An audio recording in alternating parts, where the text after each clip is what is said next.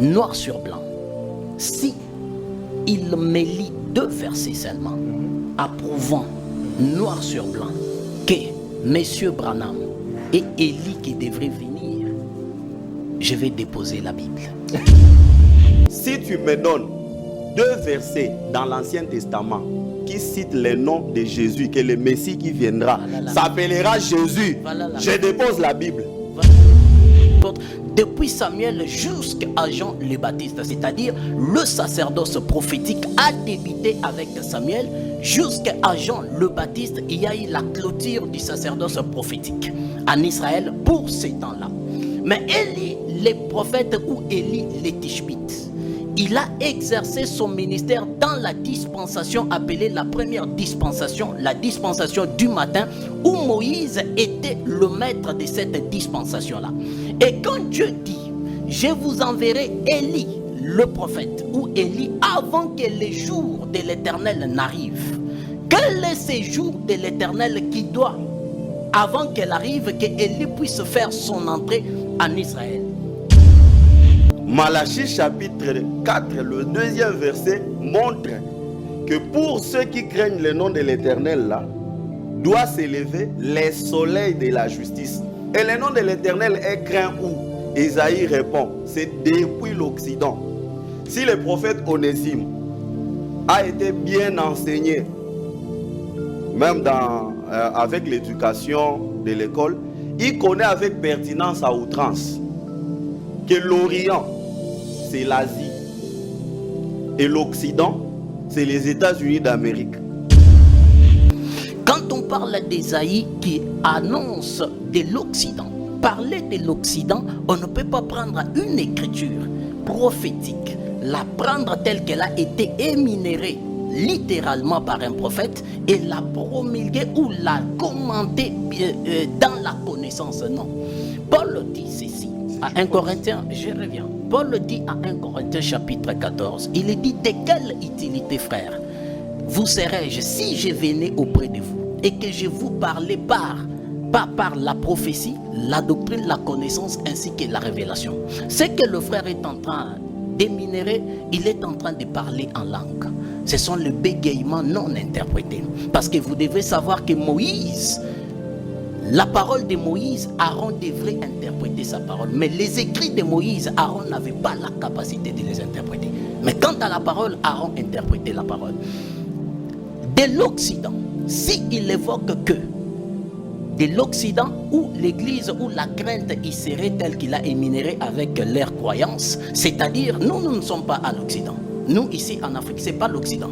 Je dirais en quelque sorte que l'Église se trouve que tout simplement du côté occidental et non de l'autre côté ici. Avant qu'on lance Élie sur la scène, la Bible dit: souvenez-vous de la loi de Moïse mon serviteur, auquel j'ai prescrit en Horeb pour Israël des préceptes et des ordonnances. Ah, vous voyez, ça vous fait déjà tomber. Pour Israël. Oui. La loi que Dieu a prescrit pour Israël. Vous me relancez, soyez équitable dans la manière de me relancer. Parce que j'aime tellement cette question-là. Je vous ai dit que le débat sur Élie de Malachie 4 n'est pas de cette pluie. Je l'ai fait il y a longtemps. Regarde, regarde Jules. Malachie chapitre 4, le verset 4. Souvenez-vous de la loi de Moïse, mon serviteur, auquel j'ai prescrit en Horeb pour tout Israël des préceptes et des ordonnances. Si Dieu s'adressait à Israël dans ce 4e verset, je les rends vraiment terre à terre pour que le prophète puisse me saisir et ceux qui sont en train de me suivre. Est-ce que je peux dire que, souvenez-vous, si je parle à Jules, je peux dire que souviens-toi de l'argent que j'avais donné à Jules devant Sosacom? Si je parle à toi, je ne dirais pas ça. Je dirais plutôt, souviens-toi de l'argent que je t'ai donné devant Sosacom. Donc Dieu ne peut pas s'adresser à Israël et dire, souvenez-vous de la loi de Moïse que j'avais prescrite pour Israël. Ça n'a pas de sens.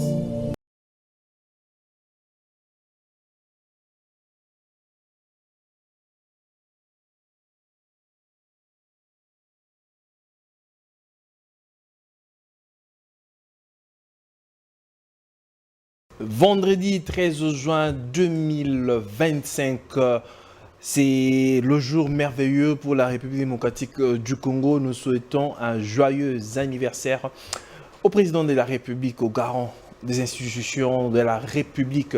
Vous êtes très nombreux, mesdames et messieurs. Vous attendiez ce moment. Aujourd'hui, nous sommes là, vendredi 25. Nous sommes en direct de Congo Buzz Télévision. Vous faites bien de suivre votre émission à la lumière de la parole. Aujourd'hui, nous devons avoir un plateau partagé entre le prophète Onésime et le frère Ben Nathan sur la question de Malachie 4. Parce que certains estiment que Malachie 4 serait Jean-Baptiste. Et ça a été accompli. Ça veut dire Malachie 3, Malachie 4. C'est l'accomplissement en Jean-Baptiste. D'autres encore estiment que c'est William Branham qui a accompli la portion de l'écriture de Malachie 4. Alors, nous en parlons ce soir, mesdames et messieurs. Si vous avez des messages à envoyer, nous sommes en direct. Le numéro est juste là. Vous pouvez nous faire un message sur WhatsApp. Alors, deux invités ce soir. Je reçois à ma gauche, à ma droite plutôt, voulais-je dire, j'ai le frère Ben Nathan à qui je dis bonsoir et bienvenue Ben Nathan. Bonsoir, merci beaucoup frère Jules. Je salue tous les téléspectateurs. Je salue aussi mon co-débatteur, le prophète Onésime. Nous profitons aussi de cette occasion pour marcher sur votre valse. Souhaiter un mirifique anniversaire. Absolument. Au président de la République, son Excellence Félix Antoine Tshisekedi Tshilombo. Très bien. Merci beaucoup Ben Nathan. À ma gauche, vous savez très bien, ces derniers temps, nous passons de moments agréables avec l'homme des dieux, le prophète Onésime, à qui je dis bonsoir et bienvenue prophète. Merci beaucoup frère Gilles, bonsoir. Et je salue également mon co-débatteur. Je bénis le Seigneur d'être là. Je parie que vous allez bien. Ah oui, tout va bien, parce que Dieu est avec nous, tout va bien. Très bien. Le décor est planté. Je vous salue tous, vous qui nous suivez en République démocratique du Congo, sur toute l'étendue du pays, et vous qui êtes en Afrique, en Europe, aux États-Unis, je vous salue dans le nom précieux du Seigneur Jésus-Christ. Laissez-moi juste votre message ou bien un commentaire, vous qui nous suivez sur YouTube ou encore sur toutes nos pages. Ça nous fera énormément du bien. Alors, j'ouvre directement cette émission, prophète Onésime, vous gardez la main. Élie de Malachie 4. Alors, j'aimerais à ce que vous puissiez un peu nous parler, vous avez 5 minutes. Parce que la question est de savoir qui est Élie de Malachie 4. Est-ce Jean-Baptiste ou encore, comme certains prétendent dire que ce serait William Branham. La portion de l'écriture de Malachie 4 qui dit « Je vous enverrai Élie le prophète avant que le jour de l'Éternel n'arrive, ce grand jour est redoutable. » Voilà. Vous avez 5 minutes, prophète Onésime, de nous éclairer sur la question. Merci beaucoup, frère Gilles. La première des choses à savoir en est que qui est Élie ou qui était Élie. Élie fut un prophète juif. Il n'est pas prophète des nations, c'est-à-dire dans l'Église. Deuxièmement, Élie, le prophète, lorsqu'il est arrivé, il a ouvert en quelque sorte, je peux dire, l'ère prophétique à son temps pour ramener le peuple israélien vers l'Éternel leur Dieu et pour récupérer le cœur des Juifs et le remettre vers l'Éternel leur Dieu. Élie le prophète ou Élie les Tishbites. Je vais d'abord lire l'écriture, Malachie 4 tel que vous l'avez dit. Malachie 4, 5, 6. Voici je vous enverrai Élie, virgule, le prophète, virgule, avant que le jour de l'Éternel arrive, virgule, ces jours grands et redoutables. Il ramènera, voilà la mission à laquelle Élie sera envoyé, il ramènera le cœur de père à leurs enfants et le cœur des enfants à leur père, de peur que je ne vienne frapper les pays d'interdit. Quand on parle d'Élie dans la Bible, on parle en réalité ou dans la globalité du ministère prophétique israélien. Parce que Élie est le représentant de prophètes juifs de la lignée prophétique israélienne. Quand bien même, on va soulever pour dire que le sacerdoce prophétique a fait son intrusion lorsque Samuel, le prophète, est venu et il a planté les sacerdoces prophétiques à Rama.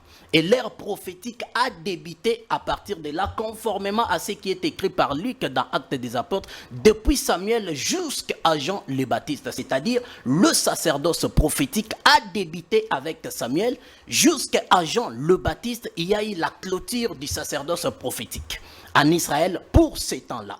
Mais Élie, les prophètes, ou Élie, les Tishbites, il a exercé son ministère dans la dispensation appelée la première dispensation, la dispensation du matin, où Moïse était le maître de cette dispensation-là. Et quand Dieu dit, je vous enverrai Élie, le prophète, ou Élie, avant que les jours de l'Éternel n'arrivent. Quel est ce jour de l'Éternel qui doit, avant qu'elle arrive, que Élie puisse faire son entrée en Israël? On va énumérer c'est quoi les jours de l'Éternel. Quand on parle des jours de l'Éternel, nous voyons, en réalité, nous voyons les jours de l'Éternel, en quelque sorte, on parle du jugement, d'un grand jour qui apporte les jugements de l'Éternel. Mais avant que ces jugements-là n'arrivent, Dieu est censé envoyer Élie, le prophète. Parce que quand nous consultons Amos 5, pour ceux-là qui vont consulter, Amos 5, le verset 18, Amos nous parle du jour de l'Éternel comme étant le jour du jugement. Quand nous consultons même Ésaïe 13, 9 à 11, quand nous consultons même Jérémie 4, 46, 10, Jérémie et tous les prophètes qui ont précédé à l'époque, ils nous parlent du jour de l'Éternel comme étant le jour du jugement. Où Sophonie est parti trop loin pour expliquer que c'est le jour où le soleil et la lune seront ensemble, où il y aura l'absence du jour et l'absence de la nuit. C'est-à-dire les jours du jugement où l'Éternel, notre Dieu, mettra le monde où le peuple le passera par un jugement. Maintenant, avant que ces jours-là n'arrivent, il faut que Élie, le prophète, arrive. Pour faire quoi? Point d'interrogation à laquelle je réponds pour achever. Avant que les jours n'arrivent, Élie, le prophète, doit arriver pour remettre le cœur des enfants vers leur Dieu. Quel est ce peuple-là? Ou qui sont ces enfants-là? On parle de la nation israélite. Parce que Élie ne vient pas pour l'église. Et Élie ne travaille pas dans l'église. Élie travaille en Israël. Il est prophète juif et il travaille dans la dispensation israélienne. C'est ainsi, avant qu'il ne vienne, avant que les jours de l'Éternel n'arrivent, lui, Élie, devrait apparaître pour limiter ou remettre le cœur des enfants vers l'Éternel, leur Dieu, ainsi que le cœur de l'Éternel vers les enfants. Merci beaucoup, prophète Onésime. Nous sommes en direct. Nous sommes en direct. Vous qui nous suivez à la maison, prenez place, regardez. Voilà, je sais que vous serez édifiés par ce sujet. Ben Nathan, vous avez suivi le prophète Onésime. La même question vous est posée. Je sais que vous allez ramasser certaines choses que le prophète Onésime a dit. Élie de Malachie 4, selon la parole de Dieu, éclairez-nous. Vous avez 5 minutes. Merci beaucoup de nous avoir accordé le verbe. J'étais en train de beaucoup rire dans mon cœur quand le prophète Onésime a pris la parole pour ouvrir les hostilités. Vous allez remarquer que dès sa première prise de parole, il était déjà à côté de la plaque. Dans ce sens que les débats sur Élie de Malachie 4, ce n'est pas un débat de cette pluie. Nous, particulièrement, nous l'avons fait avec les témoins de Jéhovah qui étaient les premiers à affirmer que Élie de Malachie 4, c'était Jean-Baptiste. Et nous avons battu à plate couture cette thèse-là. Et les témoins de Jéhovah ne s'hasardent plus sur ces terrains-là pour parler d'Élie de Malachie 4. Peut-être que ces témoins de Jéhovah n'avaient pas assez d'arguments. Après, bien évidemment, vous remarquerez aussi que même ceux qui viennent maintenant là n'auront pas assez d'arguments pour tenir. Après, il y a eu les assemblées des saints qui, eux, sont venus à la rescousse des témoins de Jéhovah pour dire que ce n'était pas, Élie de Malachie 4 n'était pas Jean-Baptiste, Mais il s'agissait bien évidemment, Malachie 4 devrait s'accomplir après l'enlèvement de l'épouse, quand les deux oliviers iront en Israël. Donc, selon Apocalypse chapitre 11, quand Élie et Moïse seront en Israël. Et on a encore, de revers de la main, battu cette thèse-là en brèche, qu'il ne s'hasarde pas de venir danser sur cette valse-là. Mais comme le prophète Onésime a pris ce courage-là de venir, je crois que c'est peut-être, il peut être une semence prédestinée qui, à la lumière de la parole, peut se convertir. La première question épineuse ici, là où le prophète tape à côté, c'est quand il dit que l'île de Malachie 4 concerne Israël, pas l'Église. Il part vite en besogne parce que pour bien comprendre Malachie 4, il ne faut pas prendre directement le verset 5 et le verset 6. L'interprétation que vous allez donner sera biaisée. Il faut d'abord commencer par le commencement du chapitre, donc le verset 1er.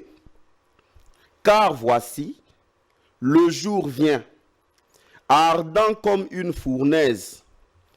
Tous les hautains et tous les méchants seront comme du chaume.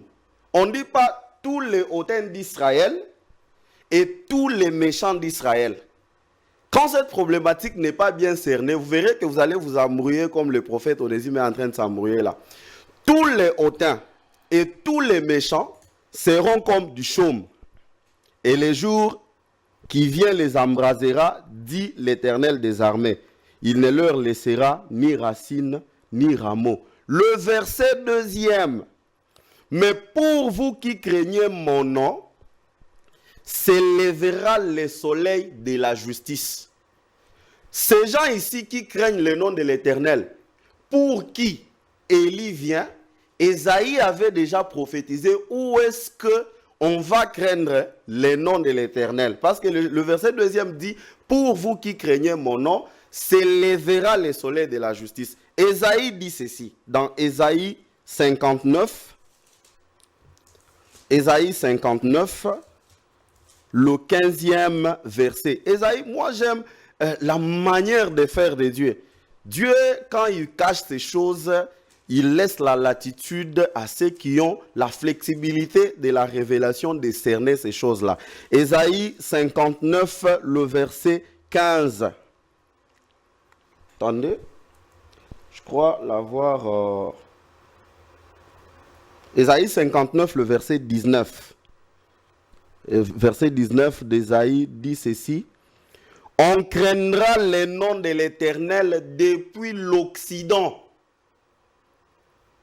Malachie chapitre 4, le 2e verset montre que pour ceux qui craignent le nom de l'Éternel là, doit s'élever le soleil de la justice. Et le nom de l'Éternel est craint où? Ésaïe répond, c'est depuis l'Occident. Si le prophète Onésime a été bien enseigné, même avec l'éducation de l'école, il connaît avec pertinence à outrance que l'Orient, c'est l'Asie, et l'Occident, c'est les États-Unis d'Amérique. L'Asie, c'est là où il y a Israël. L'Occident, il ne peut pas y avoir Israël là-bas, mais il y a plutôt les nations, l'Église, là où on craint le nom de l'Éternel. Et c'est là qu'on envoie Élie, le prophète. Il y a un langage biblique, Ben Nathan. Vous n'allez pas prendre un langage biblique ou bien un langage imagé et le mettre dans le contexte actuel, parce que la Bible ne se définit pas de la manière dont nous lisons, dont nous comprenons. Oui, bien évidemment. C'est un langage prophétique. Bien évidemment. Il est dit ceci dans la parole. Toute écriture est utile à enseigner et convaincre. Donc les écritures s'emboîtent. Les écritures ne sont pas de manière isolée. Les écritures s'emboîtent. C'est pourquoi quand lui était en train de parler du jour de l'Éternel, il a cité Sophonie. Il a cité les autres versets qui parlent du jour de l'Éternel. Même si quand on va entrer dans le contexte, vous verrez que le châtiment là n'est pas bien évidemment le même châtiment pour tout le contexte du jour de l'Éternel évoqué par lui. Alors, quand on n'arrive pas à cerner d'abord ça, je serai en train de chuter. Quand on n'arrive pas à cerner, je chute par ceci. Quand on ne sera pas en train de cerner ceci, on va déjà attribuer cette prophétie à Israël, ce qui est d'abord une fausseté. Parce que lui, quand il parle d'Élie, il parle de l'homme Élie le Tishbite. Mais ici, Élie qui vient dans Malachie 4, ce n'est pas Élie le Tishbite, parce que la preuve en est que selon lui, Élie de Malachie 4, c'est Jean-Baptiste. Alors, Jean-Baptiste n'est pas Élie le Tishbite. Vous allez remarquer que c'est l'esprit d'Élie qui revient, qui peut être utilisé par Dieu dans le vase que lui-même veut, dans le vase que lui-même a choisi, parce qu'il n'y a aucun verset, il ne le lira pas, où il est dit que Élie, le prophète qui viendra selon Malachie 4, sera un juif. Merci, il ne lira pas ça. Prophète Onésime, d'après la lecture du verset d'Ésaïe 58 et 19, vous ne trouvez peut-être pas que Ben Nathan, dans cette lecture, a raison. Oui, certes, il est dit là, tel que vous avez mentionné, que voilà, les prophètes qui sont envoyés d'une certaine façon en Israël, mais la lecture, les Écritures s'emboîtent d'une certaine façon, que la prophétie a été faite par Ésaïe, et il y a Malachie qui en parle, de l'Orient à l'Occident. Nous avons la carte, nous avons fait l'école, nous comprenons très bien. Éclairez-nous sur la carte. Merci beaucoup. D'habitude, je ne suis pas de nature d'entrer dans des petits jets de pierres, des cailloux et autres. Je ne suis pas de cette nature-là. Je réponds à mon frère. D'abord, la première des choses, il n'a pas pu répondre à la question que vous lui avez posée. La même question que vous m'avez remise. Segundo, je reviens là où vous avez posé la question à propos de Ésaïe chapitre 59, le 19e verset. Vous savez, la prophétie, je vais énumérer d'abord un point. Quand on parle de la prophétie biblique est un style un style de l'évangile qui nous permet de mettre l'écriture du divin, placer l'agenda de l'éternel dans son temps et aussi remettre les calendriers d'Élohim tel qu'elle a été prédit par lui-même dans la prophétie écrite. Mais quand on revient dans la révélation consiste tout simplement à révéler la pensée d'Élohim cachée dans sa perfection. Quand on parle d'Ésaïe qui annonce de l'Occident, parler de l'Occident, on ne peut pas prendre une écriture prophétique, la prendre telle qu'elle a été éminérée littéralement par un prophète et la promulguer ou la commenter dans la connaissance. Non. Paul dit ceci à 1 Corinthiens, je reviens. Paul dit à 1 Corinthiens chapitre 14, il dit: de quelle utilité, frère, vous serais-je si je venais auprès de vous et que je vous parlais pas par la prophétie, la doctrine, la connaissance ainsi que la révélation. Ce que le frère est en train d'éminérer, il est en train de parler en langue. Ce sont les bégayements non interprétés. Parce que vous devez savoir que Moïse, la parole de Moïse, Aaron devrait interpréter sa parole. Mais les écrits de Moïse, Aaron n'avait pas la capacité de les interpréter. Mais quant à la parole, Aaron interprétait la parole. De l'Occident, s'il évoque que de l'Occident où l'Église, où la crainte y serait telle qu'il a éminéré avec leur croyance, c'est-à-dire nous ne sommes pas à l'Occident. Nous, ici en Afrique, ce n'est pas l'Occident. Je dirais en quelque sorte que l'Église se trouve que tout simplement du côté occidental et non de l'autre côté ici. Non, il a expliqué bien, c'est-à-dire quand on parle de l'Occident, il parle des nations. Là, c'était en Asie, c'était Israël qui est en Asie. Mais quand on parle de l'Occident, on voit en fait les nations qui ne font pas partie d'Israël. L'Église, les corps n'est pas la composition des Occidentaux seulement. Les corps, c'est la composition d'un peuple, des nations que le Seigneur a regroupées. Absolument. Et il a composé un corps invisible qui s'appelle l'Église ou l'épouse du Christ. C'est ça l'Église. On n'est pas encore arrivé pour entamer l'affaire du Branham et des Jean le Baptiste affirmant nous partons mollo mollo. Malachie 4.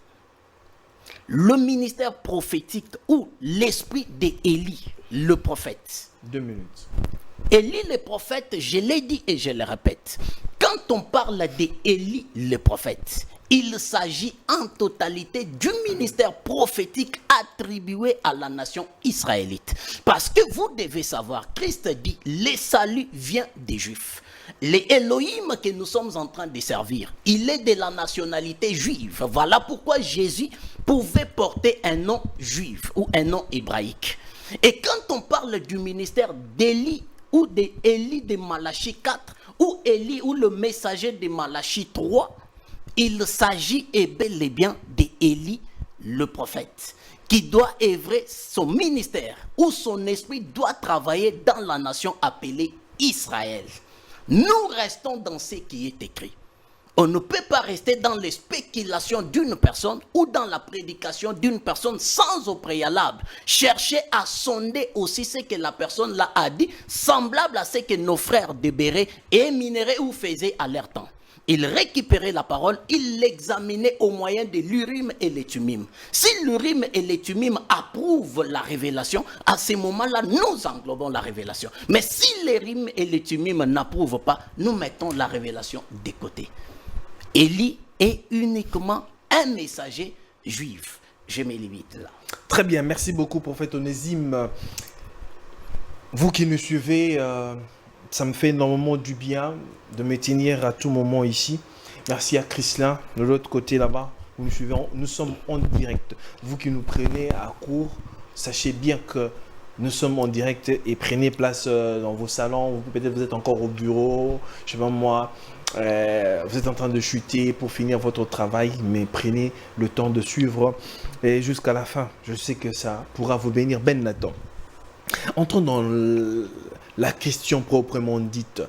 Comme le prophète Onésime vient de le dire, Dieu, quand il envoie, certes, il envoie des gens, mais la prophétie a été faite dans l'Ancien Testament qui était particulièrement, exclusivement pour les Juifs.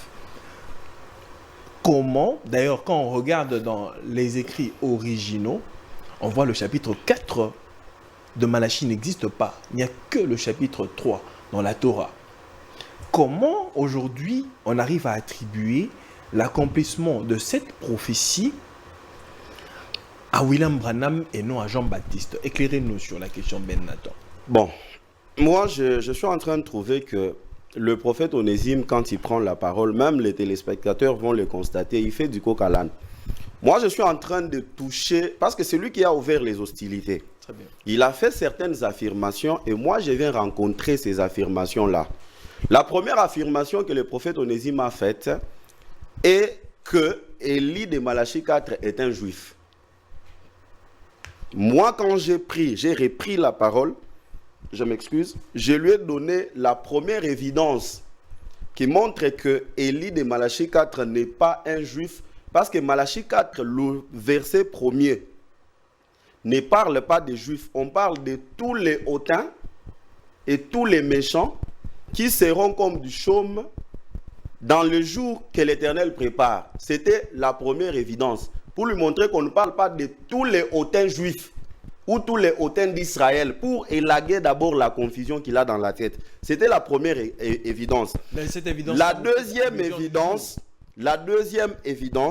je lui en ai donné au chapitre. Moi, jusque-là, je n'ai pas fait intervenir la révélation. Je parle avec des versets qui interprètent les autres versets. Le verset 2e de Malachie 4 parle de ceux qui craignent le nom de l'Éternel, là où devrait s'élever les soleils de la justice. J'ai interrogé Ésaïe. Ésaïe, ceux qui craignent l'Éternel là, ceux qui craignent le nom de l'Éternel, on va les retrouver où? Ésaïe me donne la situation géographique de ces gens-là. Il me dit qu'on craindra le nom de l'Éternel depuis où? L'Occident. Je suis dans les versets Malachie 4 en train d'être interprété par les autres versets. Il n'a pas rencontré ça. Vous avez vu qu'il a fait de la philosophie en train de raconter ce qu'il raconte. Je donne la troisième évidence qui montre que Élie de Malachie 4 n'est pas un juif. C'est d'abord ça la première problématique. Quand on élague ça, on entre dans le vif du débat. La troisième... Pourquoi Élie de Malachie 4 n'est pas juif? J'ai donné la première évidence, c'est que les jours de l'Éternel parlent de tous les hautains et tous les méchants. Donc on ne parle pas des hautains et méchants exclusivement juifs. Là c'est la première, oui. Mais c'est ici que l'on parle d'Élie le prophète. Élie le prophète vient avant ces jours-là pour prévenir des gens du danger qui est en train de venir, afin que ces gens-là ne puissent pas être trouvés parmi tous les hautains et tous les méchants. C'est d'abord la première problématique. La troisième, parce que j'ai donné la première raison au verset 1er, la deuxième raison au verset 2e de Malachie chapitre 4. Et la troisième raison se trouve au niveau du verset 4 de Malachie 4. Avant qu'on lance Élie sur la scène, la Bible dit, « Souvenez-vous de la loi de Moïse, mon serviteur, auquel j'ai prescrit en Horeb pour Israël des préceptes et des ordonnances. » Ah, vous voyez, ça vous fait déjà tomber. Pour Israël. Oui. La loi que Dieu a prescrit pour Israël. Vous me relancez, soyez équitable dans la manière de me relancer. Parce que j'aime tellement cette question-là. Je vous ai dit que le débat sur Élie de Malachie 4 n'est pas de cette pluie. Je l'ai fait il y a longtemps. Regarde. Regarde, Jules. Malachie chapitre 4, le verset 4. « Souvenez-vous de la loi de Moïse, mon serviteur, auquel j'ai prescrit en Horeb pour tout Israël des préceptes et des ordonnances. » Si Dieu s'adressait à Israël dans ce 4e verset, je les rends vraiment terre à terre pour que les prophètes puissent me saisir et ceux qui sont en train de me suivre. Est-ce que je peux dire que, souvenez-vous, si je parle à Jules, je peux dire que, souviens-toi de l'argent que j'avais donné à Jules devant Sozacom? Si je parle à toi, je ne dirais pas ça. Je dirais plutôt, souviens-toi de l'argent que je t'ai donné devant Sozacom.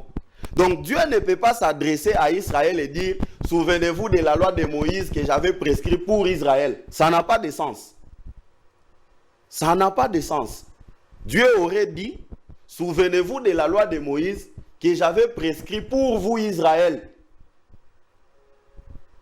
Je vous enverrai Élie le prophète. Ce langage de la Bible ici rend la question très claire. Très, très claire.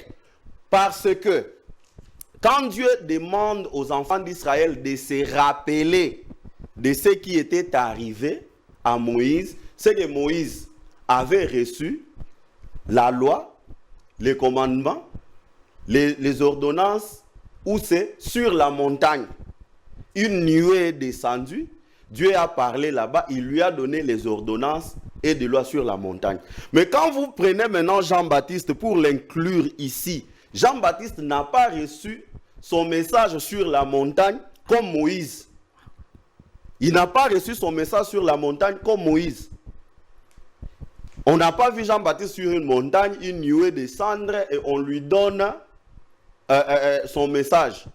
Mais j'ai le privilège de dire au monde entier qui va me suivre ici, particulièrement au prophète Onésime qui est en train de me suivre, que le 28 février 1963, sur la montagne du soleil couchant, un prophète était sur la montagne, une nuée est descendue, il a reçu le message et les 10 messages qui devraient restaurer les cœurs des enfants. Et ces prophètes, j'ai le privilège de les dire, c'est William Marion Branham. Merci beaucoup Ben Nathan. Et quand on va arriver dans le vif du débat, je vais vous montrer comment, dans la vie de William Branham, les caractéristiques d'Élie les prophètes ont été accomplies. Parce que c'est un esprit qui vient travailler dans un vase. Je te montrerai les défis du mont Carmel. Je te montrerai la caractéristique d'Élie le prophète dans ses prédications. Et tu verras que c'est pas Jean-Baptiste ne sera jamais Élie de Malachie, chapitre 4. Merci beaucoup Ben Nathan. Prophète Onésime. Jean-Baptiste ne sera jamais Élie de Malachie 4. Parce que Ben Nathan vient de le confirmer que William Branham est l'accomplissement de Élie de Malachie 4.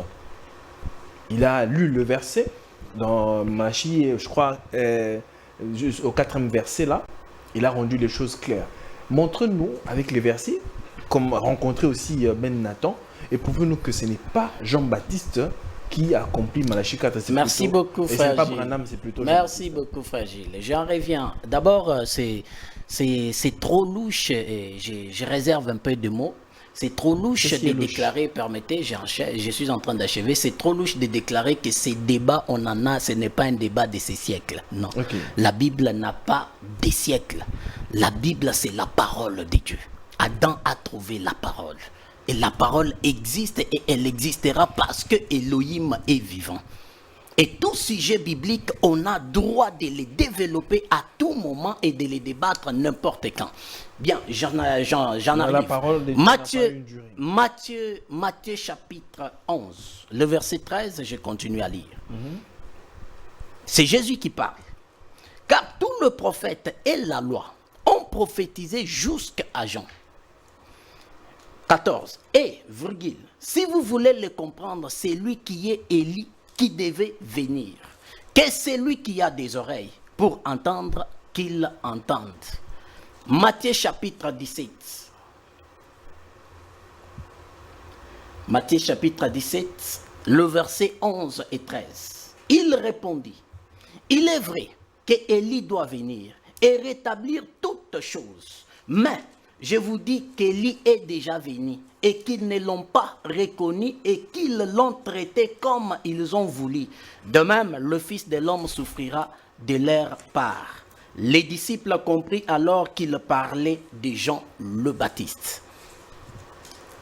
Moïse dit, s'il y a une accusation contre un homme, il faut que cela soit accompagné de la déposition de 2 témoins ou 3 témoins. Paul revient, il le répète à Corinthe, il le répète aussi chez Timothée. C'est-à-dire, si nous voulons affirmer un verset biblique ou un point comme étant un point doctrinal dans l'église ou au sein du corps du Christ, cela doit être accompagné de 2 ou de 3 témoins. Ces 3 témoins-là, ce sont des versets bibliques. Parce que nous parlons de l'ancien ou de l'homme que Moïse avait parlé, que Paul a énuméré comme étant un ancien, c'est Jésus le Christ. Il dit, le frère dit, Élie et Moïse a reçu la loi au mont Sinaï à Horeb. Et un nuée descendit, il a reçu la loi. Jean le Baptiste n'était pas à la montagne, il n'a rien vu, Jean n'a reçu rien de montagne. Je reviens en lui posant une question. Élie le Tishbite ou Élie le prophète que nous parlons, est-ce qu'il était aussi à une montagne quelque part où il a reçu la nuée descendue, il a reçu des préceptes, des commandements et des lois? Je ne l'ai pas vu, à moins que lui me l'approuve avec des versets bibliques. Secondo, ici, il dit que moi j'ai parlé que Élie était un juif. Écoutez, mon cher frère, premièrement d'abord, Élie des nationalités, Élie à laquelle nous parlons, Élie le Tishbite, il était un juif. Deuxièmement, ici j'ai évoqué d'abord l'esprit d'Élie, de la mission d'Élie le Tishbite. Et Jean qui est venu être approuvé dans la doctrine par Christ comme étant Élie le prophète, qui devrait venir, qu'on avait prédit sa venue, Jésus le confirme. Parce que Élie là, il fut un juif. Quand vous parlez, quand je suis en train de parler de l'esprit d'Élie ou de la mission d'Élie le Tishbite, qui devrait venir, Élie est un prophète, je le répète encore. Il avait pour mission d'exercer son ministère en Israël. Voilà la preuve en est qu'il n'avait pas achevé sa mission. On va entrer dans le vif du débat. Élie n'a pas achevé sa mission et il est revenu toujours dans la même nation pour faire la continuité de sa mission et l'en achever jusque-là physiquement. Donc si je comprends bien, la personne d'Élie doit revenir pour continuer son œuvre. J'ai lu le verset. Jésus dit, on vous avait dit que Élie devrait venir et qu'il est déjà venu, ils ne l'ont pas compris. Ils ne l'ont pas identifié. Donc, c'est-à-dire qu'il s'agit plutôt de la personne d'Élie et non d'un ministère. Ou bien encore d'une onction, quelque chose de genre, ou bien d'un esprit. Je répète encore l'écriture, c'est en français. Il répondit, il est vrai qu'Élie doit venir. On ne parle pas de l'esprit d'Élie ici. On parle d'Élie qui doit venir. Mais quand on parle d'une personne, on parle aussi de son esprit. Quand on parle d'une personne, on peut énumérer aussi, parce que nous sommes dans le prophétique ou dans des langages spirituels. On peut parler aussi de la mission qui accompagnait la personne. La preuve en est que lorsque Gabriel est arrivé devant Zacharie dans le lieu saint, Il a parlé de Zacharie à la naissance des gens. Il lui a parlé, il sera accompagné de l'esprit d'Élie et de la puissance d'Élie. C'est-à-dire, Élie devrait revenir. Et quand nous lisons la personne de Jean le Baptiste, non seulement moi, c'est lui qui avait envoyé Jean. C'est lui qui a placé Jean dans la mission sur la terre. Il est venu l'affirmer que c'est lui qui est Élie qui devrait venir. Alors, vous et moi, avec quelle petite connaissance? Prophète Onésime, Oui. dans quelque sorte, vous voulez dire que Jean-Baptiste était la réincarnation. Jean-Baptiste était la réincarnation de Élie le Tishbite. Je suis en train de remettre l'écriture à sa place. L'écriture déclare que Jean et Élie qui devraient venir. Je suis dans l'écriture. Je ne suis pas dans les spéculations humaines ou dans des doctrines humaines. Avant de donner la parole à Ben Nathan, dans Jean, parce que, dans Malachie 3, il est dit ceci. Non, ces questions-là, vous serez en train d'ouvrir des brèches. Oui, je suis en train de relancer. Ouais, vous serez en train d'ouvrir les brèches. Je reviens, Ben Nathan. Vous serez en train de lui ouvrir beaucoup de brèches et il va se perdre. La Bible dit, voici, j'enverrai mon messager, il préparera le chemin devant moi. Et soudain entrera dans son temple le Seigneur que vous cherchez. Oui. Et ce verset ici ne s'est pas accompli dans Jean-Baptiste. Parce que dans 4, il est dit plutôt que je vous enverrai Élie le prophète avant que le jour de l'Éternel n'arrive, ce jour grand et redoutable. Vous ne trouvez pas que c'est très différent? Soudain entrera dans son temple, on a vu son accomplissement là. Maintenant, cette partie ici, son accomplissement intervient quand? Fragile, nous sommes dans le langage prophétique. Ce que vous êtes en train de lire, c'est la prophétie qui a été fixée et qui s'accomplit. Ça peut s'accomplir en dehors du temps précis par Dieu parce que la prophétie peut aller même hors le temps. Mais elle va s'accomplir certainement. Et les actes prophétiques, ça se réalise ou se manifestera tel qu'elle a été prédit. Mon messager, on parle de 2 temps, ou de 2 personnes, ou de 2 personnalités. Malachie 3 parle d'un messager qui arrive avant la Messie. Et l'arrivée du Messie, voulais-je dire physiquement. Malachie 4 parle d'Élie qui viendra avant les jours de l'Éternel. Ce sont 2 temps, 2 mouvements qui diffèrent. L'arrivée du Messie et l'arrivée avant le jour de l'Éternel. Le jour de l'Éternel, je vous ai dit, il est question du jugement. Dernière que le Seigneur confrontera le monde à ces jugements-là. Quand on parle du jour grand, jour de l'Éternel. Mais ici, quand on parle du messager, un prophète est un messager. Que le mot messager ne vous complique pas. Quand on parle d'un ministre de Dieu ou d'un prophète, c'est un messager. Merci. On n'est pas seulement obligé d'identifier que Élie, non, est un messager, tout un prophète, tout un ministre de Dieu. Merci beaucoup, prophète Onésime. Ben Nathan. Le prophète Onésime a tellement dit beaucoup de choses. Il a dit beaucoup de choses concernant Jean-Baptiste. Il a dit que Jean-Baptiste serait la réincarnation d'Élie le Tishbite. L'écriture, pas le prophète Onésime. Évidemment, ça veut dire quand vous avez parlé, c'était l'écriture. Vous avez cité l'écriture. Il a cité l'écriture et Jésus a testé la venue de Jean-Baptiste comme étant cet Élie-là. Bon, je crois que je vais répondre à cette question. Mais je voudrais tout simplement faire remarquer au prophète Onésime et tous ceux qui sont en train de nous suivre, que le prophète Onésime n'a pas compris le langage de Jésus-Christ quand Jésus-Christ présente Jean-Baptiste comme Élie. Il ne comprend pas de quoi ça veut dire. Il lit. Je vais lui prouver aussi avec les versets de la Bible pour qu'il puisse se rendre à l'évidence qu'il n'a pas du tout saisi le langage de Jésus. Dans Jean, chapitre 1er, le 19e verset, les scribes, quand Jean était en train de baptiser, sont venus le voir au Jourdain pour lui poser la question.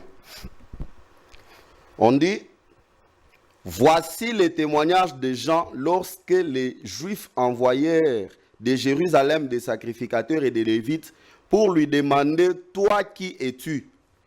il déclara et ne le nia point, il déclara qu'il n'était pas le Christ. Et ils lui demandèrent, quoi donc?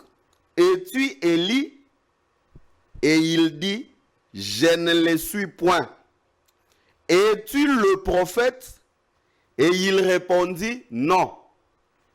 Est-ce que, entre Jean-Baptiste, à qui on a posé la question, es-tu Élie? Qui répond par non. Et Jésus qui affirme que Jean-Baptiste est Élie. Est-ce qu'il y a une contradiction? Il n'y en a pas. Mais Jean-Baptiste étant prophète, il connaissait bien la parole. Il savait que Élie dont on était en train de lui poser la question ici, ce n'était pas l'esprit d'Élie qui était sur lui, qui était en train d'accomplir ce que lui accomplissait. Jean-Baptiste connaissait bien cette écriture d'Élie de Malachie 4. C'est un Élie qui devrait venir rétablir toutes choses. Quand Jésus affirme que Jean-Baptiste est Élie qui devrait venir, Jésus n'a pas aussi menti. Parce que l'ange Gabriel avait dit à Zacharie que cet enfant qui naîtra marchera devant le Seigneur avec la puissance et l'esprit d'Élie. Mais pour accomplir quelle écriture? Pour accomplir l'écriture de Malachie chapitre 3. Parce que Jean-Baptiste va rendre ça clair.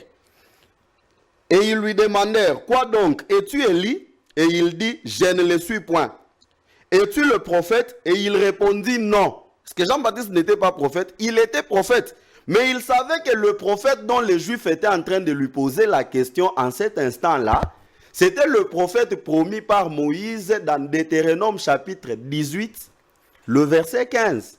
Jean-Baptiste comprenant, connaissant la parole, il répond par non, parce qu'il n'était pas ce prophète-là.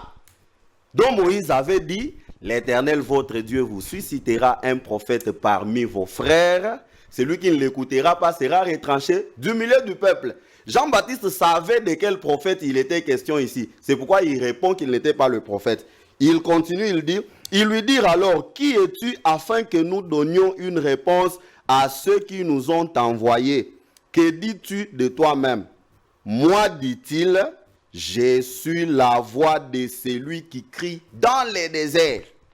Mais cette voix ici devrait bien évidemment travailler avec l'esprit d'Élie, conformément à ce que Gabriel avait dit à Zacharie. Il est allé dans Matthieu chapitre 17, qu'il a lu rapidement sans comprendre. Je reprends le verset de Matthieu chapitre 17. 3 minutes.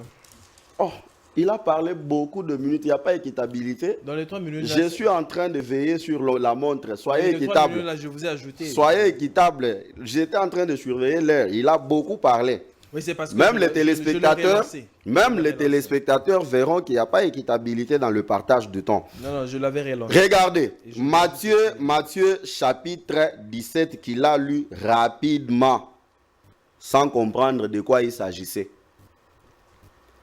Les disciples lui firent cette question. Pourquoi donc les scribes disent-ils qu'Élie doit venir premièrement? Écoute la réponse de Jésus bien. Jésus dit, il est vrai qu'Élie doit venir et rétablir toutes choses, point. Jésus n'a pas dit qu'Élie ne viendra pas. Jésus a affirmé qu'Élie doit venir et rétablir toutes choses. Mais je vous dis qu'Élie est déjà venu, qu'ils ne l'ont pas reconnu et qu'ils l'ont traité comme ils l'ont voulu.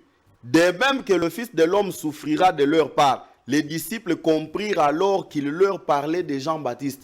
Les disciples ont compris que Jésus était en train de parler d'un autre Élie. Parce que Jésus n'a pas remis en cause la première question. Il est en train de rire. Regarde, je vais les rendre clairs encore avec la parole. Regarde. Qui ont posé la question de savoir qu'Élie doit venir? C'est Pierre, Jacques et Jean qui étaient sur la montagne avec Jésus. Jésus leur répond qu'Élie doit venir et rétablir toutes choses. Regarde Pierre à qui Jésus avait dit cette parole. Écoute ce que Pierre dit dans Actes des Apôtres, le chapitre 3. 1 minute maintenant. Actes des Apôtres, le chapitre 3. Je prends le verset 19. C'est Pierre qui parle après avoir accompli le miracle.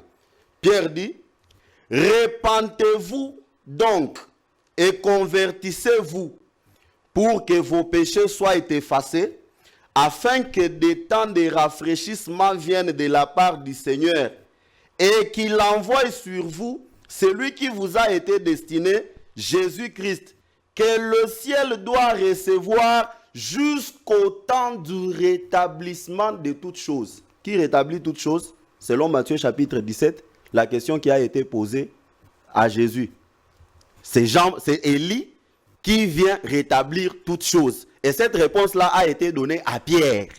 C'est Pierre qui comprenait bien ce qu'on lui avait dit.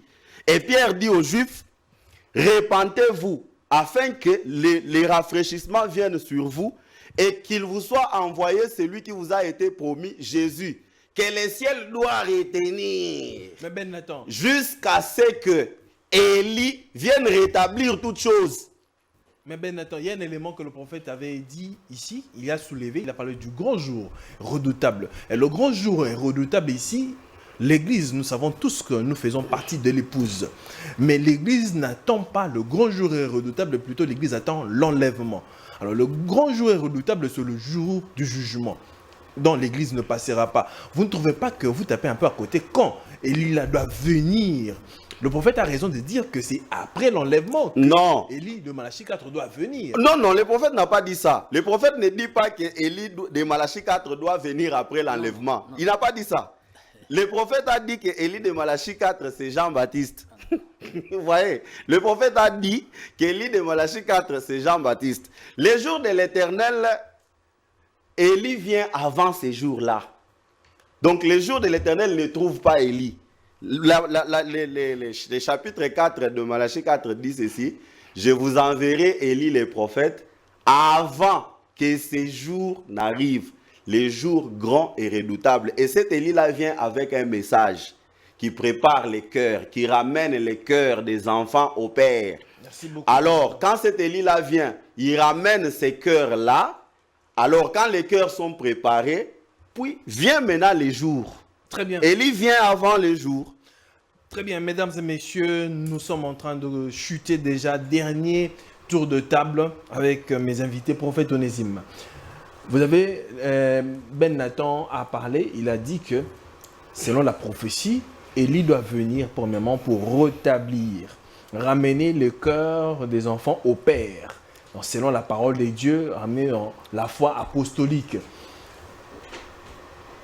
Pouvez-vous rencontrer le Ben Nathan par rapport à fixer l'opinion sur cette prophétie? Comme vous dites que ce n'est pas William Branham et que ce serait Jean-Baptiste. Écoutez, fragile. Jusque-là, le frère, le bien-aimé, je n'ai rien entendu depuis que le débat a débuté. Je n'ai rien capté, je n'ai rien mémorisé. Là, vous faites l'ironie ou non, bien... c'est pas l'ironie. Les téléspectateurs vont nous juger. Je suis en train de parler clairement parce que je suis dans le débat. Je n'ai rien suivi jusque-là. Il est en train, moi je n'ai même pas encore attaqué Branham. Il a affirmé comment Branham et Élie qui devraient venir. Je ne suis même pas encore entré là. Vous savez, l'émission est déjà finie, écoutez, oui, parce que je n'ai rien suivi. On entre dans le fond du débat lorsqu'on présente des arguments solides. C'est sur base de ces arguments-là qu'on cherchera à creuser pour faire sortir le miel. Mais il n'y a pas d'argument solide. Je vais creuser quoi?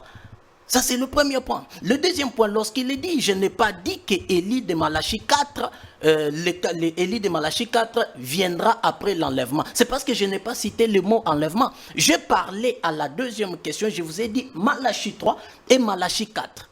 J'ai expliqué Malachie 3 et j'ai même expliqué Malachie 4. L'émission sera sur le net, les gens vont suivre. Ils vont écouter mes paroles pour ne pas revenir sur ça. Deuxièmement, je reviens, je lis un verset, Matthieu 29, 22, le verset 29. Jésus dit, vous êtes dans l'erreur parce que vous ne comprenez ni les Écritures, ni la puissance de Dieu. Le bien-aimé ne comprend ni les Écritures, ni la puissance de Dieu. Il a attaqué Matthieu 17, mais il n'est pas revenu sur Matthieu 11, où Jésus affirme noir sur blanc que Jean le Baptiste et Élie qui devraient venir. Ah bon? Je peux lire, si vous voulez. Je n'ai pas attaqué ça. Oui, mais l'émission est sur le net, vous irez aussi vérifier l'émission. C'est que vous n'êtes pas dans l'émission alors. Merci beaucoup. Il n'a pas explicité Matthieu 11. Je suis et je reste dans l'écriture. Je ne reste pas dans ce qu'un homme évoque ou dans ce qu'un homme a dit. Je ne confesse pas. Non, mais pour attaquer maintenant ou toucher ce qu'il est en train de dire, il confesse l'avenir ou le message de Branham. Je ne suis pas là et je n'ai même pas le temps de parler de Branham. Ça, je dois vous le dire franchement. Parce qu'à son temps, Branham fut un prophète et je le suis. À son temps, Branham n'a pas parlé de moi. Jésus dit, la vie éternelle est pour ceux-là qui te connaissent, toi, le vrai Dieu, et c'est lui que tu as envoyé. Je connais Jésus et je parlerai que du Christ. C'est pourquoi Paul le dit quand il est arrivé à Corinthe. Je n'ai rien compris. Je n'ai rien, lorsque j'étais au milieu de vous, je n'ai rien appris d'autre si ce n'est que Jésus-Christ et Jésus-Christ crucifié. Donc je ne peux pas parler d'un humain. Je parle de l'écriture. L'apôtre Paul était qui? N'est-ce pas qu'un humain? Paul était un humain. Paul m'a présenté qui? Il m'a présenté Christ. Et je suis en train de marcher sur les traces de qui? Du Christ. Je confesse Christ que Paul est venu avec dans les nations. Vous ne pouvez pas récupérer. Là, quand Paul a présenté l'écriture, et il le sait, Dieu l'a mis de côté. Et nous sommes en train de marcher avec Christ au moyen du Saint-Esprit. Et le Saint-Esprit est en train d'interpréter ce que Paul a laissé comme étant écrit, inspiré par Elohim, Dieu. Comme il est dit, toute écriture est inspirée. Le Saint-Esprit est manifesté par des hommes. Par les hommes tels que je suis là, il est manifesté à moi. Je suis un chrétien. Il doit être manifesté à moi. Donc, pour revenir, je ne confesse pas ce qu'un homme a dit. Si les frères... L'apôtre Paul était un homme. Écoutez, non. Regarde, Jésus était un homme, un prophète Onésime. Jésus était 100% homme et 100% Dieu. Voilà, merci. Mais vous n'allez pas les comparer à un homme comme moi, Onésime. On doit être clair. Très bien, bien aimé, vous qui nous suivez à partir de Calamou, écrivez-nous sur WhatsApp. Merci beaucoup. J'étais en train de dire, si le bien-aimé avait au moins de la matière, ça je dois être la matière. Hein? Non, permettez-moi que j'achève. Non, je vous donne seulement, il n'a pas de la matière. Parce que je n'ai rien capté à créer un débat du fond. Ouais, on n'est que dans le superficiel. On n'est que dans les superficiels avec des mots d'attaque, des petits mots touchants qui n'ont rien à voir parce qu'on est dans un débat évangélique. S'il avait au moins de la matière permettant qu'on fasse un débat du fond, on allait faire un débat. Ah, je ne pense pas que Ben Nathan vous attaquez personnellement. Hein. C'est le débat, c'est le partage. Voilà, Ben Nathan. Vous avez la parole et c'est merci beaucoup. Merci beaucoup. Vous avez 4 minutes. Prophète Onésime. Vous savez, moi, si je viens dans les débats d'attaque, mon frère, je ne pense pas que tu vas tenir parce que tu as beaucoup de défauts que j'ai cernés ici. Et si je me mets seulement à t'attaquer, tu ne vas pas t'en sortir. Ben Nathan, regarde, vous dites ceci. Vous dites que, déjà, il y a beaucoup de fausses allégations dans ce que vous dites. Vous dites que vous ne parlez pas d'humain, mais vous parlez de Jean-Baptiste. Jean-Baptiste, ce n'est pas un esprit, ce n'est pas un ange, c'était un humain. Donc vous êtes en train de vous contredire vous-même. Deuxièmement, vous dites que je n'ai pas touché la question de Matthieu chapitre 11. Donc c'est que vous n'étiez pas dans l'émission. Je vous ai opposé Jean chapitre 1, le verset 19. Quand on est venu poser la question à Jean, es-tu Élie? Jean a dit qu'il n'était pas Élie. Et je vous ai posé la question entre la réponse de Jésus que Jean est Élie et la réponse des gens qu'il n'est pas Élie, qui a raison et qui n'a pas tort. Mais je suis en train de parler, moi je ne t'ai pas posé de questions dans tes minutes, tu dois être discipliné. Tu dis que je n'ai pas de matière. Je t'ai opposé, je t'ai dit que Matthieu chapitre 11, Matthieu chapitre 17, si on les confronte à Jean chapitre 1, le verset 19, où on pose à Jean la question, es-tu Élie? Il refuse. Et Jésus qui affirme qu'il est Élie, qui Dédé dit la vérité et qui Dédé dit les mensonges. Je t'ai fait comprendre que tu n'as pas compris de quoi Jésus disait. C'est pourquoi, dans Actes des Apôtres chapitre 3, le verset 19 encore, là où Pierre est en train de répéter ce que Jésus lui avait dit dans Matthieu chapitre 17, quand il a posé la question, pourquoi les scribes disent qu'Élie doit venir premièrement et rétablir toutes choses? Jésus n'a pas dit non, Élie ne va pas revenir parce qu'il est déjà venu. Jésus a affirmé qu'Élie doit venir et rétablir toutes choses. Et Pierre confirme la même chose devant les Juifs. Il leur dit, répentez-vous. afin que vienne sur vous les temps de rafraîchissement et qu'il vous soit envoyé celui qui vous a été promis, Jésus-Christ, que le ciel doit retenir jusqu'au temps du rétablissement de toutes choses. Qui rétablit toutes choses? C'est Élie le prophète. Donc, par rapport à ce que Pierre est en train de dire, que Jésus doit être lâché au ciel, seulement quand il y aura rétablissement de toutes choses, ça écarte Jean-Baptiste de la scène. Parce que Jean-Baptiste était déjà venu et Jésus était déjà au ciel. Ça, tu n'as pas compris. Parce que ça, c'était au-delà de ce que tu t'attendais rencontrer sur les débats. Deuxièmement, moi j'affirme haut et fort que l'idée de Malachie 4, cette écriture s'est accomplie le 6 avril 1909. Quand naissait William Marion Branham, l'envoyé de Dieu. Tu as dit que tu ne peux pas parler, je suis en train de, il me reste une minute, je dois lui prouver. Branham arrive sur la scène. Il trouve que tous les gens qui vous ont, je suis dans mes minutes, restez calme, messieurs, je n'ai pas parlé quand vous étiez en train de parler. Branham est venu, il a trouvé l'église catholique vous ayant colonisé avec le baptême au nom du Père, Fils, Saint-Esprit. Branham est venu, il vous a trouvé avec des femmes prédicateurs à la chair. Branham est venu, il vous a trouvé avec la doctrine des apôtres complètement détruite, la divinité du Seigneur Jésus-Christ. Et c'est Branham qui est venu relever les flambeaux. Et je vais même vous montrer que, même dans les défis du Mont Carmel, quand votre père, c'est lui qui vous a envoyé le mouvement charismatique évangélique en Afrique et au Congo, ici, Tommy Osborne, quand il est arrivé en Inde, devant les défis, et qu'il n'a pas dû relever ces défis-là, il a fallu que celui qui avait l'esprit d'Élie, William Marion Branham, viennent relever ces défis-là devant les musulmans, devant beaucoup de gens. Les caractéristiques d'Élie, le prophète dans William Marion Branham, sont les gens. Vous allez remarquer qu'il était contre l'immoralité des femmes, les mauvais habillements, les femmes que vous avez mis derrière la chair. Oui, Élie le prophète, Élie le Tishbite était contre Jézabel, une femme immorale. Jean-Baptiste était contre Hérodias, une femme immorale.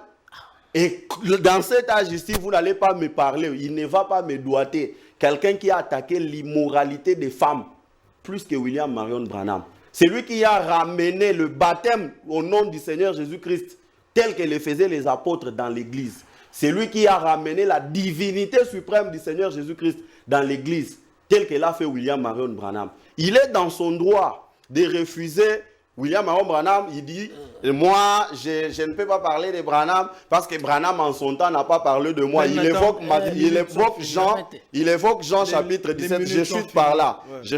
Il évoque Jean chapitre 17, le verset 3. La vie éternelle est ce qui te connaisse, toi, le seul vrai Dieu, c'est lui que tu as envoyé, Jésus-Christ. Mais le seul vrai Dieu, c'est Jésus-Christ. S'il faut appliquer ces versets aujourd'hui, qui est celui que Dieu a envoyé aujourd'hui? Alors que Jésus a dit, c'est lui qui reçoit, c'est lui que j'aurais envoyé, mais reçoit.